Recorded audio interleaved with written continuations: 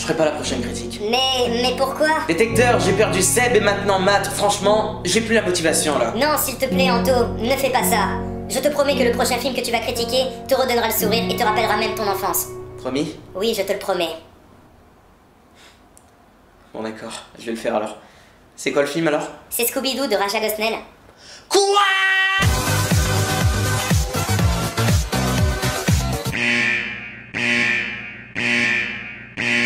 En conclusion, Scooby-Doo est une grosse merde réalisée par un connard qui mérite juste de mourir. Voilà, alors ça c'est ce que vous auriez pu avoir si je n'avais pas été... Eh ouais, super objectif est de retour, car je sens que cette critique pourrait déplaire aux fans ou aux nostalgiques. Donc, vous vous détendez, vous vous calmez et vous écoutez au moins ce que j'ai à dire.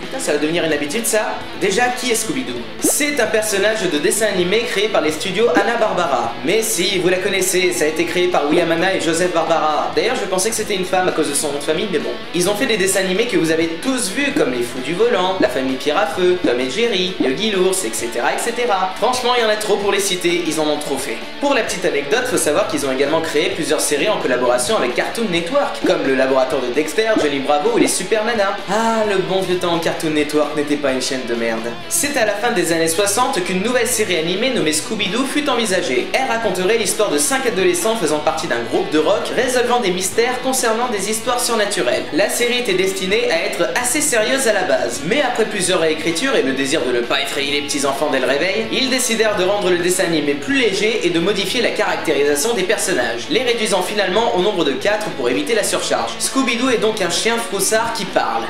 Ouais, il parle. Chose qui paraissait totalement normale dans cette série. Enfin, je sais pas, moi je vois un chien qui parle, je serais le premier à flipper et me dire qu'on m'a injecté des substances illicites. Ce chien, pas comme les autres, est constamment accompagné de ses 4 compagnons conduisant la Mystery Machine. Ouais, ce gros camion vert dégueulasse. On avait donc Fred le leader, Daphné la belle, Vera l'intello et Sammy le peureux. Ce dernier se rapprochant énormément de la personnalité de Scooby-Doo, ce qui explique pourquoi ils sont si proches. Bon, faut dire que c'est surtout leur appétit monstrueux qui les rapproche, hein. Ces personnages étaient tous des archétypes, ils avaient une personnalité très simple, mais facilement identifiable pour le jeune public, ce qui explique pourquoi ce groupe a autant marqué les esprits. Ce dessin animé a débuté en 1969 avec la série Scooby-Doo Où es-tu, avec son fabuleux thème qui restera dans les annales. Scooby-Doo, where are you? Personnellement, j'étais ultra fan de cette série quand j'étais enfant. Mais avec le recul, je dois lui reconnaître ses défauts. Cette série animée était très sympathique avec un humour plaisant et des personnages particulièrement attachants. Malheureusement, elle souffrait d'une animation très limitée et était assez répétitive. La construction des épisodes était constamment identique. Quelque chose de surnaturel en un lieu quelconque, le Scooby Gang mène l'enquête et découvre à la fin de l'épisode que ce n'était qu'un homme déguisé pour une raison X ou Y. Bon, ce côté répétitif n'avait pas que des mauvais côtés. Chaque épisode était comme une nouvelle partie de Cluedo pour un gosse. Cela pouvait être amusant d'essayer de deviner qui est le méchant parmi les suspects potentiels. Scooby-Doo peut être limite considérée comme une série interactive, et c'est pour ça qu'elle a si bien marché auprès du jeune public. Mais du coup, à chaque épisode, t'as envie de rentrer dans ta télé pour crier à Sammy et Scooby: les gars, vous faites ça depuis longtemps, vous savez que ce n'est pas un vrai fantôme, donc arrêtez de fuir. La licence a connu un grand nombre de séries dérivées, les grandes rencontres Scooby-Doo, des épisodes d'1 heure avec des invités différents, assez spéciaux, dont surtout et non des moindres, Batman et Robin. Non, pas le film, hein, les personnages. Bon, c'était le Batman de l'époque, hein.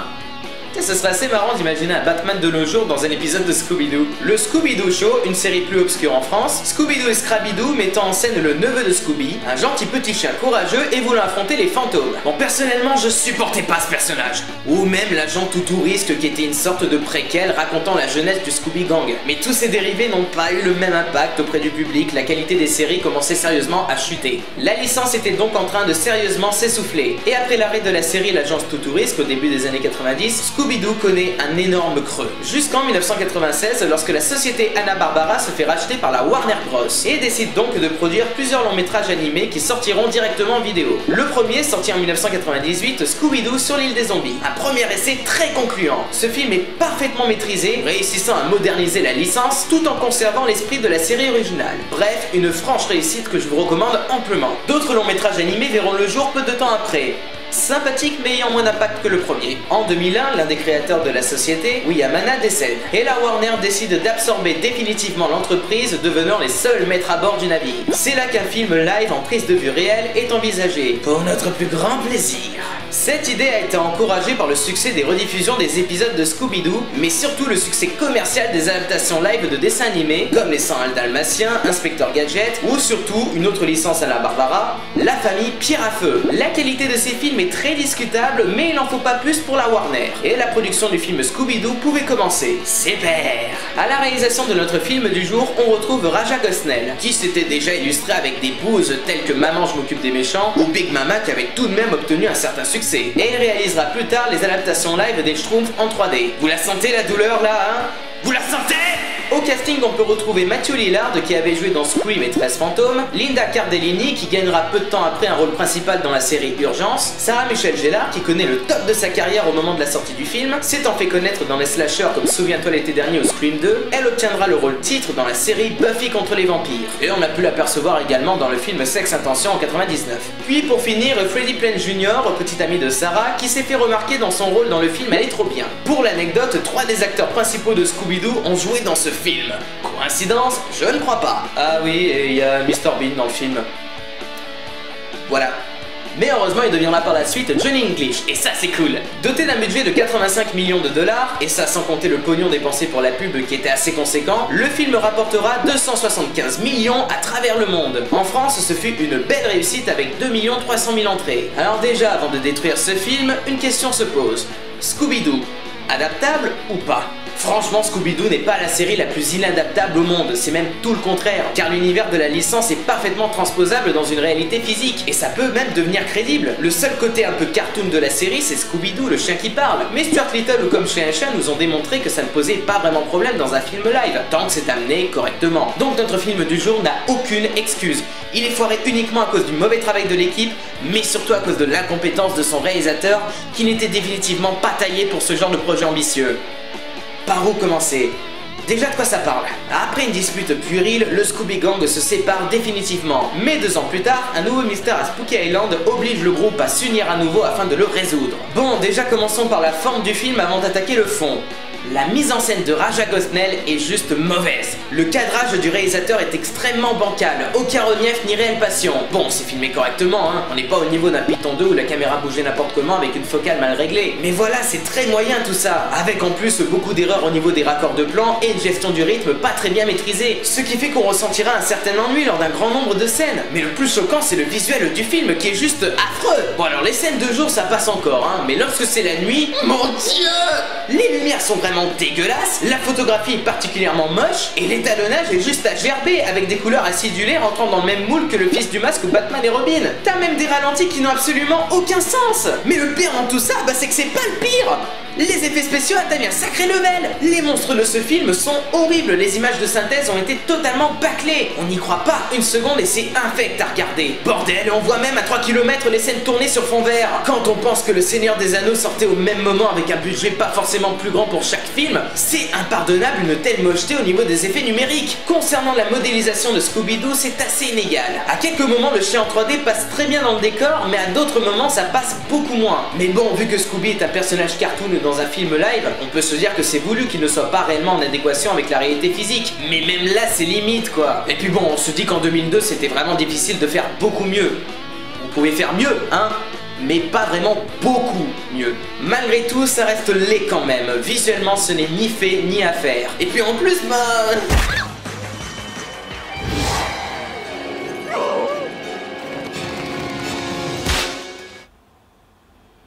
ça fait flipper. Family Picture. Niveau musique, ça ne va pas, mais alors pas du tout. Le choix des musiques est juste énervant et ne correspond absolument pas à l'univers du film. Juste des chansons pour jeunes, ce qu'on oubliera à la seconde, et également une version plus rock du thème principal qui nous fera un minimum plaisir, mais placée au mauvais moment dans le film, détruisant instantanément le minimum d'ambiance qu'aurait pu avoir le film, quoi. Et les compositions originales, elles sont pas fameuses non plus. Rien de marquant et ne parvenant jamais à créer la moindre atmosphère. Et en prime pour le générique de fin, on a droit à quoi? Une version rap de Scooby-Doo.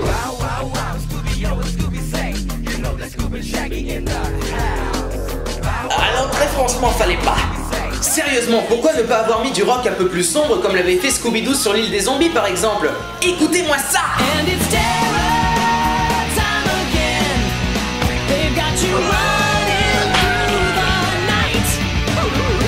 Direct, ça fonctionne mieux. Mais non, on préfère mettre des musiques plus cool et actuelles pour plaire aux jeunes.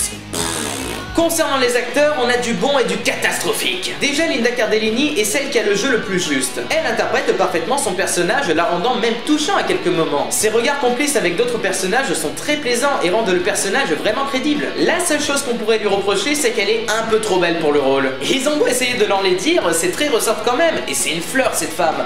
Mais sinon son interprétation est bonne. Quant à Matthew Lillard, il incarne également à merveille le personnage. Quand on pense à Sammy en prise de vue réelle, on pense directement à l'acteur. Il a su s'approprier le rôle du mieux qu'il pouvait. Alors certes, il est constamment dans le surjeu, mais que pouvait-on espérer d'autre concernant ce rôle? Il livre franchement la meilleure performance possible. C'est casse-gueule, mais ça passe plutôt bien. Par contre, le reste des acteurs, c'est de la merde. Sarah Michelle Gellar donne plus l'impression de jouer une version pouf de Buffy la tueuse de vampires, mais elle rend son personnage terriblement cruche et énervante. Son jeu fait très amateur, on dirait une gamine qui joue dans une cour de récré. Mais franchement, c'est rien. Mais vraiment rien comparé à Freddie Prinze Jr. Au niveau physique, les trois autres acteurs convenaient plutôt bien pour le rôle, mais lui, absolument pas.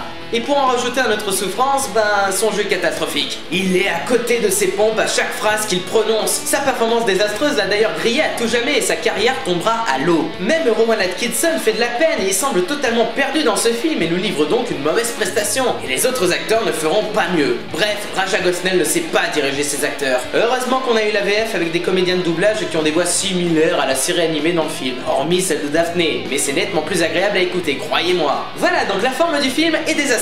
Mais bon, on se dit peut-être que le fond rattrape le tout. Non! Déjà l'histoire n'est pas passionnante pour un clou. Ajoutez à cela la gestion du rythme catastrophique de Gosnell et on finit par s'ennuyer au fur et à mesure que le film avance. Mais c'est surtout sa débilité qui vous fera décrocher. Si on creuse un peu, de quoi parle l'intrigue?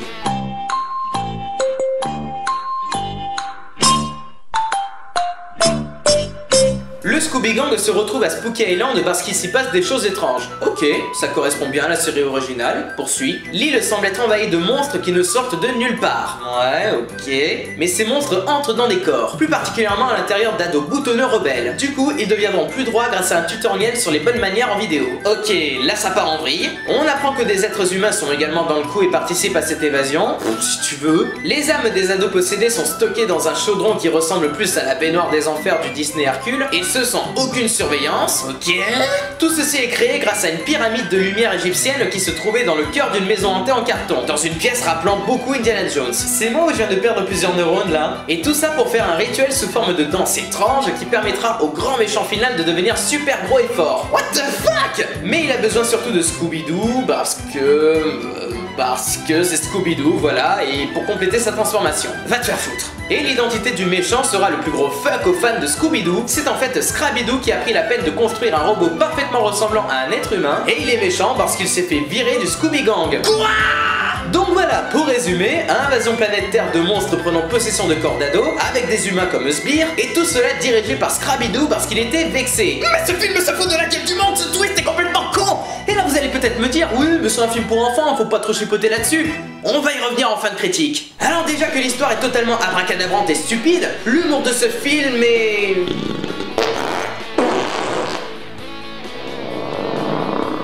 dégoûtant. Bon, je sais bien que l'humour c'est subjectif, ok, mais faire du pipi caca dans Scooby-Doo, c'est une très mauvaise idée et une preuve de fainéantisme évidente. C'est lourd, scato, et désolé, mais c'est pourri. Et on a même droit à des blagues centrées sur le cul. Dans un film pour enfants, bien sûr! Et quand ce n'est pas ça, on a droit à des gags cartoonesques, lourdingues et gavants. C'est bien beau de profiter d'avoir un chien en 3D, mais c'est pas une raison pour le faire grimacer à tout bout de champ comme ça. Le personnage de Scooby-Doo devient juste agaçant. À force de vouloir le rendre drôle constamment, ils finissent par le rendre énervant et ils en font trop avec lui. Le fait de faire pareil avec les monstres ne sert qu'à les rendre ridicules, et même pas un minimum menaçants, ils sont juste risibles. Le fait de rester constamment sur le même ton débile et léger fait qu'au fur et à mesure, ça peut devenir très vite chiant. Il faut constamment varier dans un film, même dans un Scooby-Doo. Le premier long métrage l'avait parfaitement compris lui au moins, et c'est pour ça qu'il était aussi réussi. Et ce ton débile constant se voit également dans la caractérisation des personnages. Ils ont réussi à rendre plus cliché des personnages qui étaient déjà des archétypes. Faut le faire. Fred est devenu un connard prétentieux poussé à l'extrême, aucune chance de s'attacher à lui. Il est juste odieux et impossible de l'apprécier, il est juste lourd. Daphné est devenue une femme aussi superficielle que Barbie, et pour le clin d'œil foireux, elle fait des sports de combat. Oui, on a compris. Elle a joué dans Buffy contre les vampires. On n'est pas con, Raja. Sammy est devenue encore plus débile que dans la série originale et Vera est la seule à avoir une caractérisation correcte. Mais comme par hasard, c'est la plus sous-exploitée dans le film. Les personnages sont tout simplement crétinisés à leur paroxysme. C'est bien beau de vouloir les rendre plus modernes, mais ne le faites pas comme ça. C'est une insulte envers la série animée là. Je ne critique pas le fait que ce soit différent, je critique le fait que le changement soit pourri. Et vous voulez savoir le pire dans tout ça? D'après vous, c'est qui le scénariste de cette bouse? Le réalisateur des Gardiens de la Galaxie. Non, je déconne pas, c'est lui qui a écrit l'histoire et les dialogues. La magie du cinéma. En tant qu'adaptation, c'est déjà insultant, mais même juste en tant que film en lui-même, c'est une catastrophe. La réalisation est dégueulasse, les effets spéciaux sont affreux, la plupart des acteurs sont mauvais, le scénario est débile et l'humour de ce film est lourdingue et énervant. J'aimerais maintenant revenir sur le fait que ce soit un film pour enfants et que donc certains d'entre vous peuvent se montrer d'un coup plus indulgents avec ce film. Vous faites erreur. Nous devons être plus durs justement parce que ce sont des films pour enfants. Ce sont des films avec lesquels on a grandi qui vont développer nos goûts pour l'art, le cinéma en particulier, et certains films peuvent jouer un rôle important dans notre vie. J'ai grandi avec de grands films comme Retour vers le futur, Jurassic Park, Terminator, Matrix, Edouard aux mains d'argent, etc. Mais aussi de grands films plus destinés aux enfants. Dark Crystal, L'Histoire sans fin, SOS Fantôme, Les Gremlins, Casper, The Mask, etc.